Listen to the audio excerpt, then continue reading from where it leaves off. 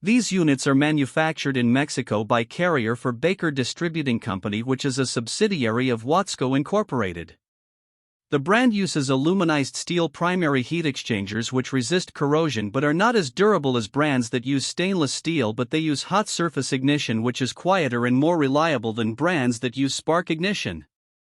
The WFAR models have a 92% AFUE efficiency while the WFSR models have a 96% combustion efficiency, but both use standard single-speed blower technology, which is louder and less efficient than variable speed blowers.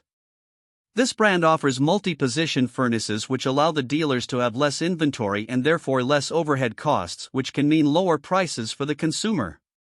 The warranty on the units, especially the heat exchanger, is not very good when compared to other brands.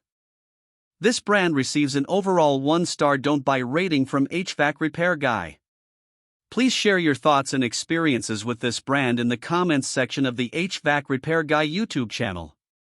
Thanks for watching and God bless.